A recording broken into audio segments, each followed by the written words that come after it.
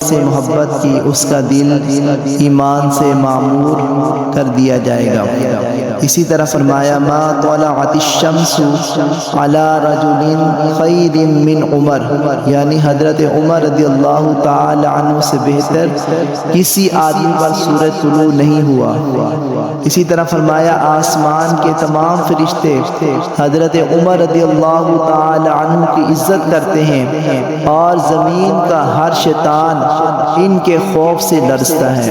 اسی طرح فرمایا لا یحب ابا بکر و عمر منافقون ولا یبغضهما مؤمن، یعنی حضرت عمر اور حضرت ابو بکر صدیق رضی اللہ تعالی عنہما سے مومن محبت رکھتا ہے اور منافق ان سے بغض رکھتا ہے۔ اسی طرح فرمایا عمر سراج اہل الجنہ، یعنی حضرت عمر رضی اللہ تعالی عنہ اہل جنت کے چراغ ہیں۔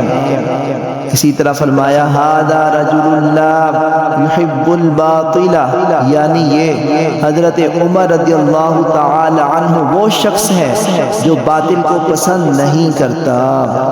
اسی طرح فرمایا تمہارے پاس ایک جنتی شخص آئے گا تو حضرت عمر رضی اللہ تعالی عنہ تشریف لائے۔ اسی طرح فرمایا رضا اللہ رضا عمر و رضا عمر رضا اللہ، یعنی حضرت عمر یعنی اللہ عز و جل کی رضا حضرت عمر رضی اللہ تعالی عنہ کی رضا ہے، اور حضرت عمر رضی اللہ تعالی عنہ کی رضا اللہ تعالی کی رضا ہے۔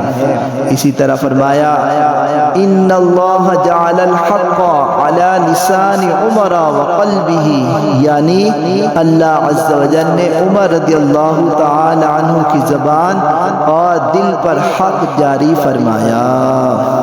اللہ پاک ہم سب کو بھی سیدنا فاروق اعظم رضی اللہ تعالی عنہ سے